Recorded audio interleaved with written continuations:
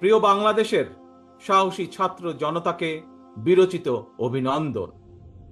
প্রিয় দেশবাসী, আপনাদের ঐক্যবদ্ধ আন্দোলনে গণহত্যাকারী হাসিনা দেশ ছেড়ে পালিয়েছে। প্রমাণ হয়েছে আবারও মুক্তিযুদ্ধের বাংলাদেশ কখনো পরাজয় মানে না, মানতে পারে না এবং মানবে না। বাংলাদেশের পক্ষের শক্তি ঐক্যবদ্ধ থাকলে কোনো অপশক্তি বাংলাদেশকে দমিয়ে রাখতে পারবে না ইনশাআল্লাহ। 1971 এর মুক্তিযুদ্ধ আর 2024-এর মুক্তিযুদ্ধ, উভয় মুক্তিযুদ্ধেই জনগণের বার্তা একটি। কি সেটি? সেই বার্তা হলো, শর্ত দিয়ে স্বাধীনতা হয় না।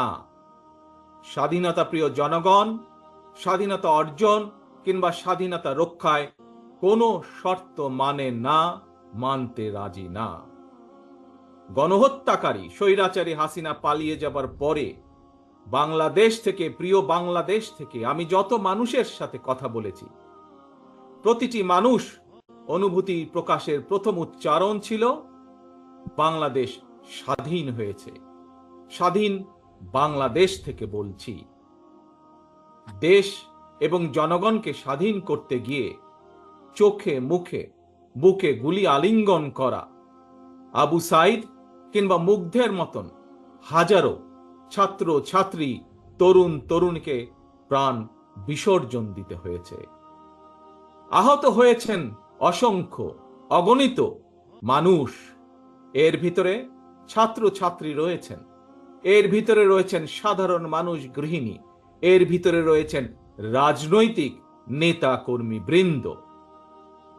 গণতন্ত্রের বিজয়ের ইতিহাসের এই মানুষগুলোর স্মরণীয় হয়ে থাকবেন।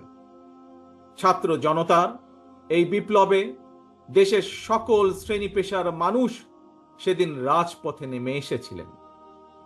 গণতন্ত্রের পক্ষের রাজনৈতিক দলের নেতাকর্মীদের পাশাপাশি একজন মা যেমন তার সন্তানকে কোলে নিয়ে সেদিন রাজপথে সামিল হয়েছিলেন, একইভাবে শিক্ষক, সাংবাদিক, বুদ্ধিজীবী, সাংস্কৃতিক কর্মী, শ্রমিক সহ সকল শ্রেণী পেশার মানুষ সেদিন রাজপথে নেমে এসেছিলেন।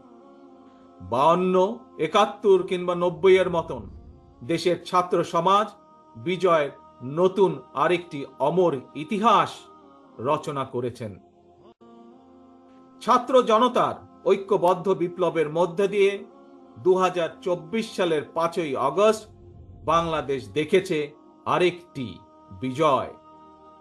আমি বিএনপি সহ গণতান্ত্রিক আমি প্রতিটি রাজনৈতিক দলের পক্ষ থেকে দলমত নির্বিশেষে অভিনন্দন জানাই বাংলাদেশের বীর জনতাকে।